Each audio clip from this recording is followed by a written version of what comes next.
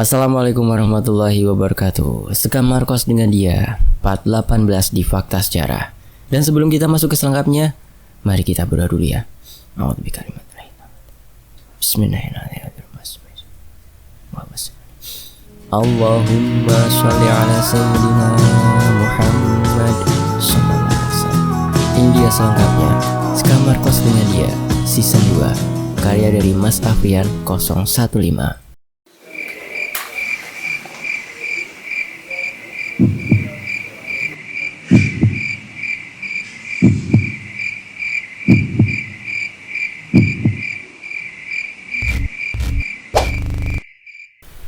Malam itu terasa sangat sepi, padahal biasanya jam-jam seperti itu para remaja masih banyak yang berseliweran dan kendaraan motor masih sering lewat di depan rumah kami hingga sampai jam 11.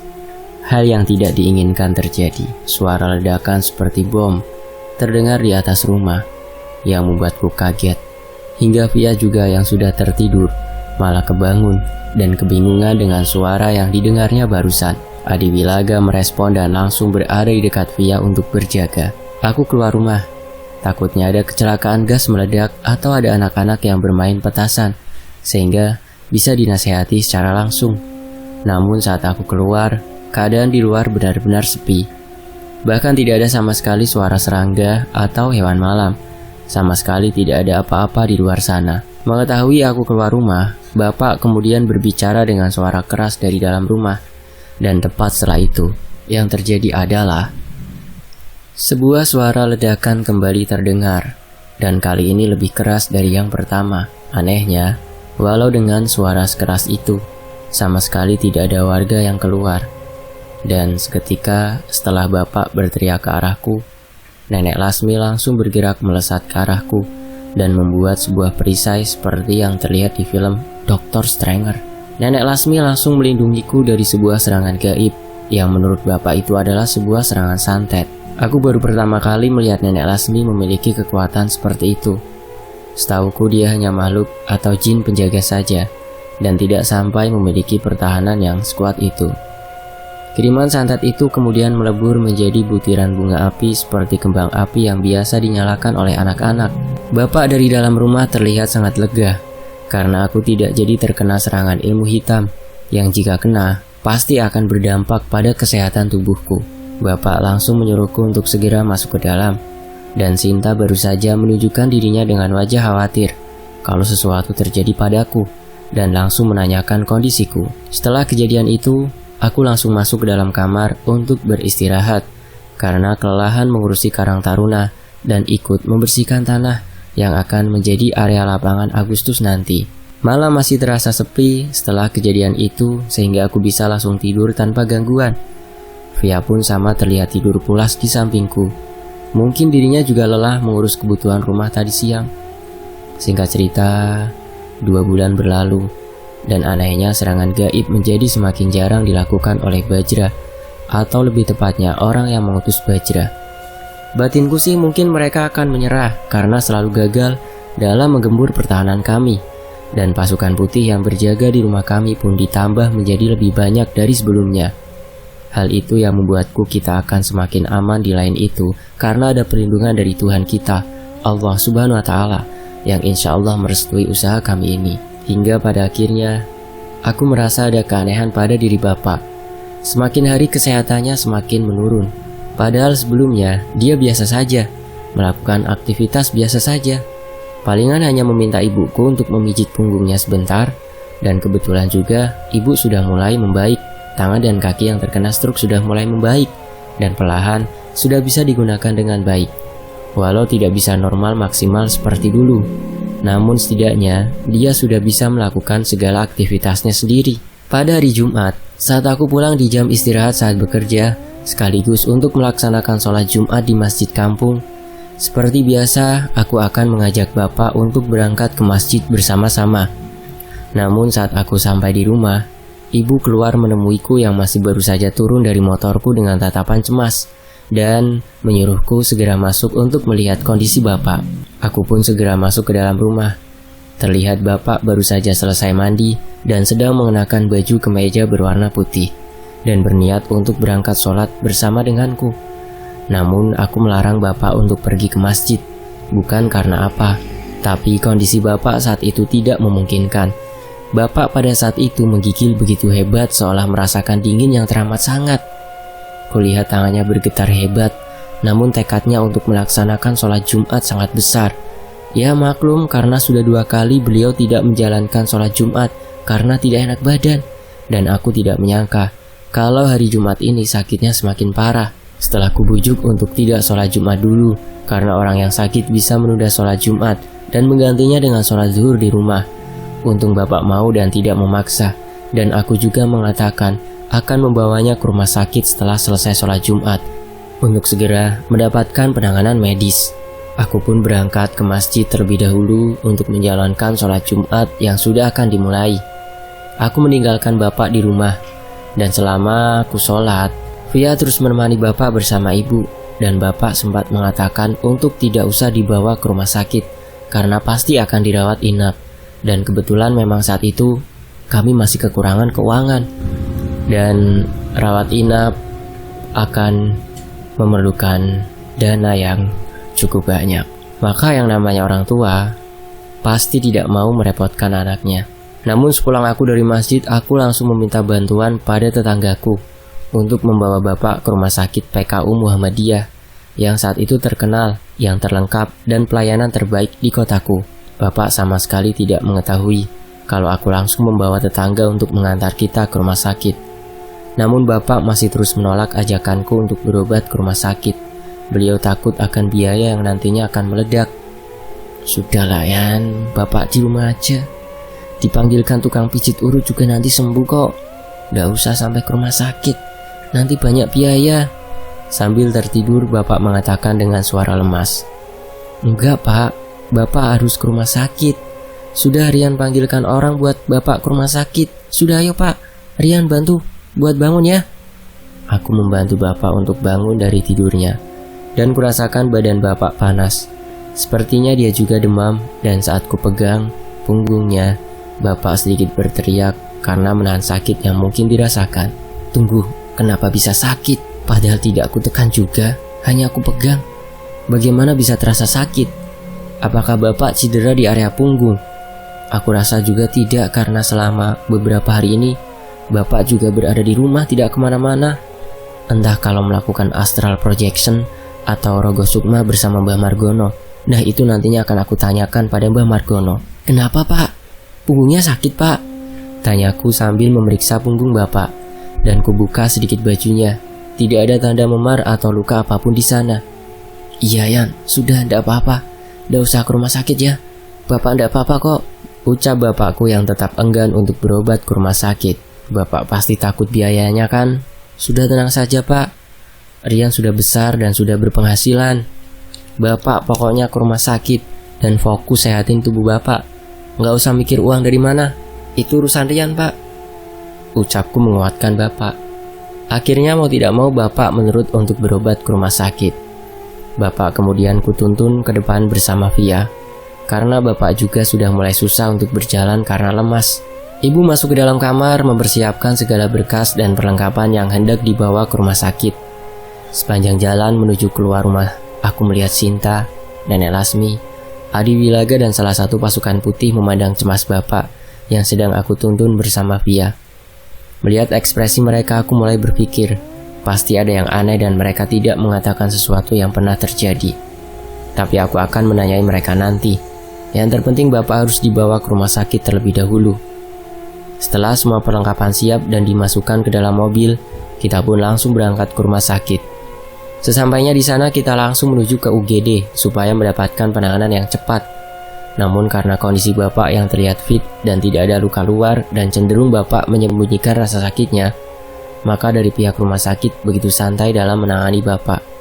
Walaupun langsung diperiksa, namun pemeriksaan dilakukan dalam posisi duduk. Padahal aku tahu bapak menahan rasa sakit yang luar biasa, hingga keringat dingin berukuran sebiji jagung keluar dari pori-pori kulitnya. Namun bagaimana lagi? Hingga akhirnya bapak dipersilahkan berbaring di bilik di dalam ruangan UGD, sembari aku mengurus persyaratan di ruang administrasi. Diagnosa dokter saat itu, bapak terkena radang infeksi saluran kencing dan tetap harus rawat inap. Setelah aku mendaftar di bagian administrasi, ternyata bangsal yang aku inginkan sudah penuh. Bahkan bangsal di kelas lain juga sama penuh. Hanya ada satu kamar VVIP yang masih kosong. Namun harganya cukup mahal untuk saat itu. Aku mencoba berdiskusi dengan ibuku dan bilang tidak apa-apa. Yang penting satu ruangan untuk satu orang. Jangan yang berbarengan dengan orang lain. Bukan karena apa-apa, tapi kata ibu, orang yang sakit akan cepat sembuh kalau dirawat secara intensif dalam ruangan yang berbeda dengan orang lain. Aku pun kembali ke bagian administrasi untuk menyetujui. Namun setelah sampai di bagian resepsionis, mereka mengatakan kalau kamar tadi malah sudah terisi oleh pasien yang baru pindah dari bangsal kelas 2. Aku sempat memprotes, karena harusnya kamar yang sudah ditawarkan jangan diberikan pada orang lain dulu sampai kami memberikan jawaban pasti. Kalau memang tidak mau, kemudian dari pihak rumah sakit mereka menyarankan untuk dirujuk ke rumah sakit lain saja, yaitu di rumah sakit Islam. Nah, karena masalah ini, aku jadi perlu berdiskusi lagi dengan ibu. Aku berbicara pada ibu di depan bapak, dan bapak yang mengetahui itu terlihat begitu marah. Mungkin rasa sakitnya sudah tidak bisa dia tahan. Karena bingung, terpaksa aku menyetujui kalau bapak dirujuk ke rumah sakit Islam dan segera minta dibawakan ke sana menggunakan mobil yang tadi disupiri oleh tetanggaku. Dari pihak rumah sakit sudah memesankan kamar di rumah sakit yang sedang kita tuju. Sesampainya di sana, kita kembali masuk ke UGD terlebih dahulu untuk memastikan penyakit yang diderita bapak. Di sana pelayanan lebih baik karena bapak langsung ditangani dengan cepat. Pemeriksaan awal dilakukan dengan detail dan kembali bapak diperiksa sembari ibu ditanyai oleh dokter yang memeriksa. "Ini suaminya sakit apa, Bu?" tanya dokter sambil memeriksa bapak. "Katanya sih infeksi saluran kencing, Dok." Ibu menjawab berdasarkan keterangan dari rumah sakit awal. "Lah, dari mana ibu tahu kalau infeksi saluran kencing?" Dokter di sana seolah meragukan keterangan ibu. "Iya, dari dokter yang memeriksa tadi, Dok." "Wah, kalau ini sih ginjalnya, Bu, yang kena. Ada kemungkinan batu ginjal atau radang pada ginjal. Ini harus inap," terang dokter tersebut sembari menekan punggung bapak. Dan saat ditekan, bapak kembali berteriak kesakitan. Setelah mendapat penjelasan dari dokter, aku segera memesan kamar untuk istirahat bapak. Aku memilih kamar kelas 1 yang hanya berisi satu orang pasien dan satu tempat istirahat untuk yang menjaga pasien. Ternyata walaupun sudah dipesankan dari rumah sakit yang tadi kita awal datang di sini, kita tetap harus mendaftar ulang. Setelah mendapat kamar, bapak pun langsung dibawa ke kamar yang sudah dipesankan tadi. Terlihat bapak sudah tidak begitu merasakan sakit dan sudah tenang saat dibawa ke kamar. Beliau terlelap di ranjang, kemungkinan karena lelah merasakan sakit yang dia tahan sejak tadi. Sesampainya di kamar perawatan bapak, ibu kemudian duduk di samping bapak yang sedang terlelap.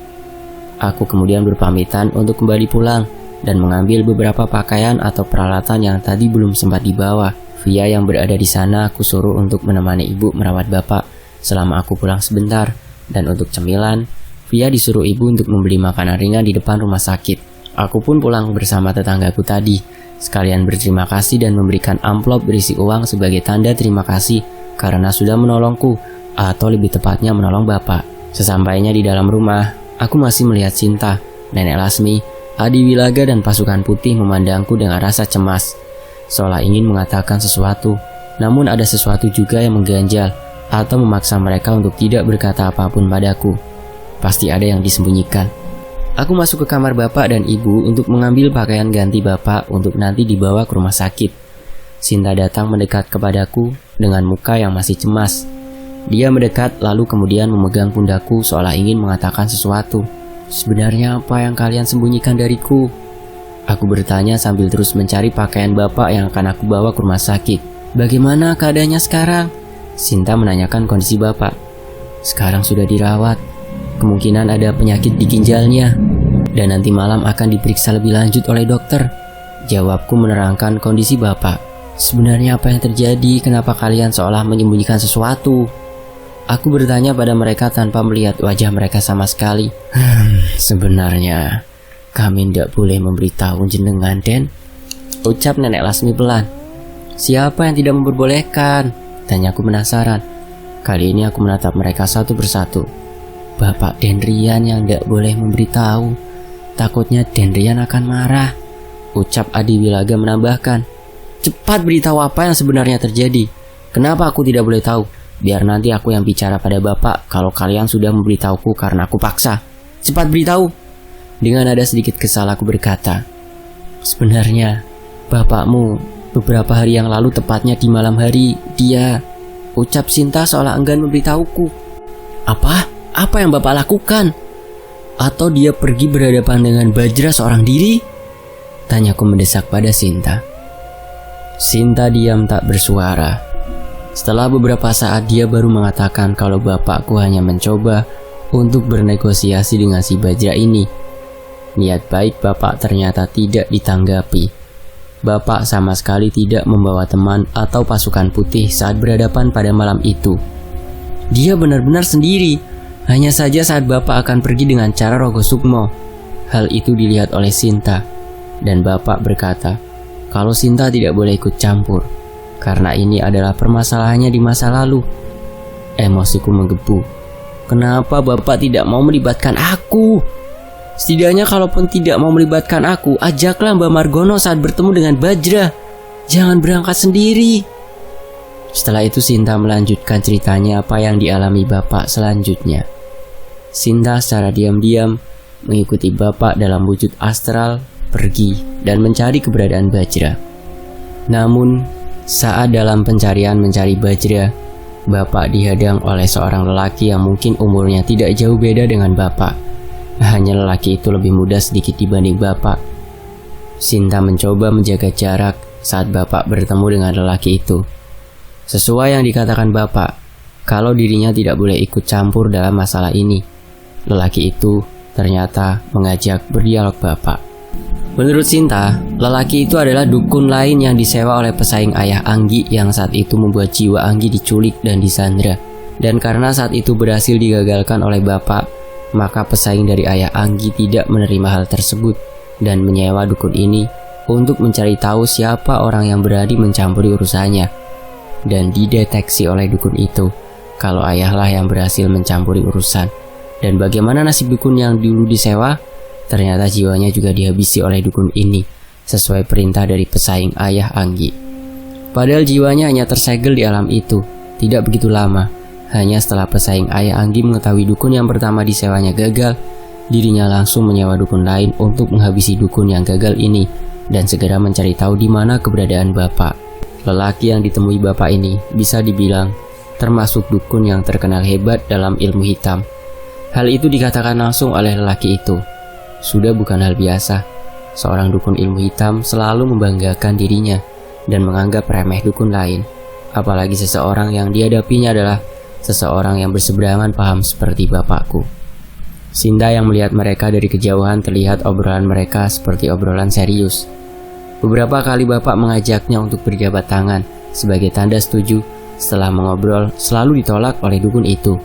Sepertinya bapak mengajak damai dan menyuruh dukun itu untuk menghentikan aksinya.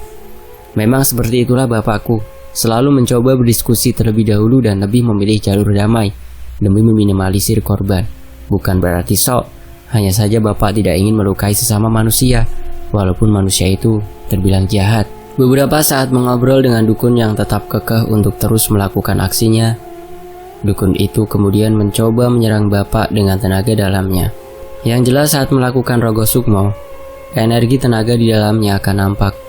Bapak untungnya bisa menghindar dari serangan yang diberikan dukun itu secara mendadak. Sinta mengetahui serangan itu seolah ingin membantu bapak untuk menyerang. Namun karena ada perintah untuk tidak ikut campur, maka dia enggan untuk maju ke depan. Walaupun dalam benak hati Sinta, dia sangat geram dengan sosok dukun tersebut. Beberapa pukulan diarahkan ke arah bagian perut bapak. Namun lagi-lagi bapak masih dengan mudahnya menghindari serangan dari dukun itu. Kalau menurut Sinta, pertarungan itu bukanlah pertarungan yang sebenarnya. Karena kalau dilihat mereka berdua hanya saling mengobrol, saling menguji kekuatan satu dengan yang lainnya. Intinya masih dalam masa percobaan, mengetahui kekuatan dan kelemahan masing-masing atau perkenalan. Bapak pun hanya bertahan sambil melihat kelemahan dari dukun tersebut. Namun semakin lama serangan dukun itu semakin sering dan bertambah kuat. Sepertinya dukun itu mulai meningkatkan kekuatannya. walau belum serius sama sekali. Ingin rasanya Sinta untuk melesat ke arah bapak kemudian membantunya. Singkat cerita, mereka berdua terus saling beradu kekuatan. Keduanya sama-sama imbang dalam ilmu tenaga dalam. Hingga pada akhirnya, sepertinya dukun itu terlihat gemas dengan yang mereka lakukan karena hanya menghasilkan keadaan yang seri. Dan karena gemasnya si dukun, dia kemudian mengeluarkan ajian yang menurut Sinta itu merupakan tenaga dalam tingkat tinggi. Sedangkan bapak sama sekali tidak berkeinginan untuk memakai tenaga dalam tingkat tinggi. Dan pada saat bapak menangkis serangan yang diarahkan kepadanya, dukun itu melihat celah menyerang di area punggung bapak. Ajian tenaga dalam tingkat tinggi itu langsung diarahkan ke sana. Bapak yang tidak menyangka dukun itu menggunakan ajian tingkat tinggi tidak bisa berkutik untuk menangkis atau menghindar. Karena dalam posisi itu, dia juga dalam posisi menangkis serangan yang lebih awal dilemparkan. Sadar dengan serangan yang akan berakibat fatal, Sinta melesat ke arah bapak dan masa bodoh dengan larangan bapak yang tadi diucapkan. Sinta melesat dengan sangat cepat, langsung mengarah ke tangan dukun yang mengeluarkan ajian tenaga dalam itu. Tipis rasanya saat itu, pikirnya serangan dukun itu berhasil ditangkis oleh Sinta. Namun yang terjadi adalah, dukun itu berhasil mencelakai sedikit bagian punggung bapak, tepat di area yang berdampingan dengan posisi ginjal. Dukun itu terlempar lumayan jauh. Bapak yang terkena serangan di bagian punggung mencoba menahan rasa sakit yang dirasakannya. Sinta berdiri di depan bapak sambil terus menatap ke arah dukun yang tadi sudah dilemparnya. Bapak pun terkejut melihat Sinta yang sudah berdiri di depannya sambil berjaga. Bapak melihat kondisi punggungnya dan merabanya. Ekspresi nyengir diperlihatkan oleh bapak, pertanda kalau serangan tadi benar-benar mengenai tubuhnya. Hahaha. Jadi seperti ini permainan kotormu. Awal terlihat seolah tidak ingin menyerang, ternyata membawa bala bantuan, ucap dukun itu yang bangkit setelah terlempar. Kamu kenapa malah datang, Sinta? Bapak bertanya dengan menahan rasa sakit di bagian punggungnya. Maaf, saya hanya khawatir pada Anda. Dan kau dukun sialan, jangan berani-berani kau mencelakai tuanku, ucap Sinta membalas pertanyaan bapak sekaligus memberi peringatan pada dukun itu. Hahaha, kamu pikir hanya kamu saja yang memiliki perewangan? Aku pun ada, mari kutunjukkan. Dengan sombong dukun itu kemudian memanggil perewangannya. Setelah itu dari belakang si dukun muncullah makhluk besar berwujud serigala. Muncul dengan mengeluarkan suara khas serigala saat mengaum. Sosok yang tidak asing bagi bapak. Sosok yang pernah dilihatnya. Tak salah lagi, itulah dia. Sosok siluman serigala dengan tanduk emas di kepalanya. Namun kali ini hanya tersisa 2 tanduk emas yang berada di kepalanya. Terlihat tanda patahan tanduk di atas kepalanya yang menunjukkan bahwa tadinya ada 3 tanduk emas di kepalanya. Siapa lagi sosok itu kalau bukan Bajra? Sinta sama sekali belum pernah melihat sosok Bajra. Jadi tingkah selengean dia masih ditonjolkan. Sedangkan bapak yang sudah paham siapa yang menjadi lawannya justru langsung memberi perintah pada Sinta untuk segera membawanya pergi menjauh dari sana. Bapak meminta untuk mereka segera pulang, dan mendengar perintah itu, Sinta kemudian menggendong bapak yang ternyata masih merasakan kesakitan, dan langsung melesat menjauh dari dukun itu dan sosok Bajra.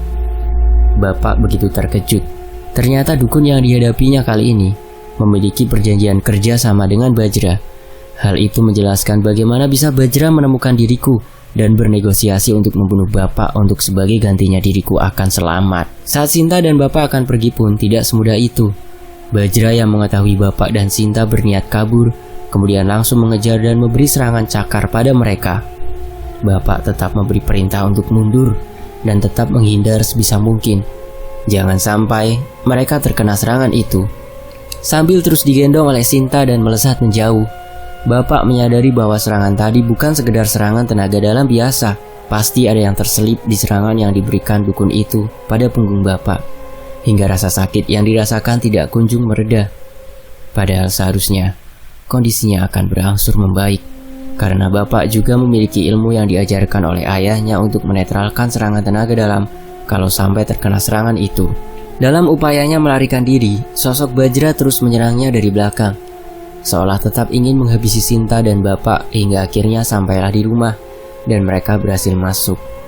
Bajra yang masih terus mengejar dihadang oleh pasukan putih yang berjaga di rumah kamu dan terdengar suara ledakan yang kemarin terdengar, dan itu adalah suara ditimbulkan oleh Bajra yang ingin membobol pertahanan rumah kami saat mengejar bapak yang kabur saat itu, dan bukan hanya serangan santet yang berhasil ditahan.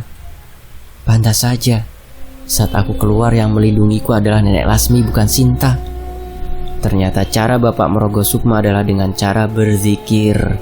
Pantas juga saat aku keluar saat itu, bapak terlihat lega karena aku diselamatkan oleh Nenek Lasmi.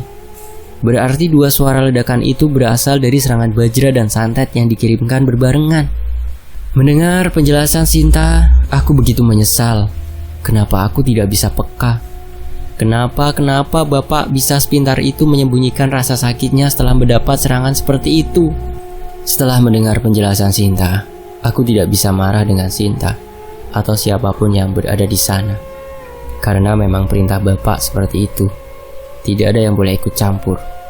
Aku paham Sinta, dia pasti akan menolong, walau dilarang untuk ikut. Perasaannya lebih peka daripada aku, makanya dia berani untuk membuntuti bapak. Sehingga bapak masih bisa selamat karena ditolong Sinta. Aku harusnya berterima kasih padanya, karena bapak masih selamat hingga saat ini. Aku kemudian melanjutkan mempersiapkan barang yang akan dibawa ke rumah sakit. Pakaian ganti dan juga beberapa barang seperti piring, sendok, pisau untuk nantinya sebagai alat bantu makan yang menjaga bapak di rumah sakit. Yang jelas nantinya pasti aku yang akan menunggu bapak di sana kalau ibu tidak mungkin karena kondisinya belum fit sama sekali. Via apalagi, dan kakakku Bono jelas tidak mungkin karena dia berada di luar kota. Setelah selesai mempersiapkan barang yang akan dibawa, aku kemudian berangkat dan mengajak Sinta untuk ikut denganku. Sedangkan pasukan putih aku sama sekali tidak bisa memerintahkan mereka, jadi mereka tetap berada di rumah. Aku membawa Sinta untuk berjaga-jaga, barangkali nanti akan ada serangan lanjutan di rumah sakit. Dalam perjalanan ke rumah sakit, aku sempatkan membeli beberapa makanan kecil untuk menjadi cemilan. Walau tadi Via sudah membeli, tapi aku tetap ingin membawakan makanan ringan kesukaan bapak. Jadi aku mampir ke minimarket di pinggir jalan. Setelah membeli beberapa makanan kecil, aku lanjutkan pergi ke rumah sakit dengan Sinta. Sesampainya di sana, aku langsung menuju ke ruang rawat inap yang ditempati bapak. Dan kebetulan sedang ada dokter yang berkunjung dengan membawa hasil ronsen, menunjukkan hasil pemeriksaan ginjal bapak. Tak disangka, dalam ginjal bapak terdapat puluhan batu yang menutupi saluran pembuangan air sisa bekas pencernaan, atau bisa disebut air kencing. Dokter juga cukup heran dengan apa yang dialami oleh ginjal bapak. Karena ini menurut dokter pertama kali terjadi di daerah kota tempat tinggalku, dan terjadi secara cepat atau beberapa hari saja. Jelas terasa aneh, karena hampir seluruh lubang saluran tertutup batu di ginjalnya. Mengetahui hal itu, aku mengatakan pada dokter untuk melakukan apapun sebisa mereka. Yang penting bapak bisa sembuh lagi. Berapapun biayanya tidak jadi pikiran. Yang penting bapak sembuh, itu yang aku katakan. Dokter pun menyetujuinya. Namun setelah dokter beranjak pergi, bapak meminta berbicara hanya berdua denganku dan membisikkan. Kira-kira membisikkan apa ya? Bersambung. Nantikan kelanjutannya hanya di Fakta Sejarah. Terima kasih Mas Rian, terima kasih teman-teman. Saya pamit, wassalamualaikum warahmatullahi wabarakatuh. Alhamdulillahirrabbilalamin.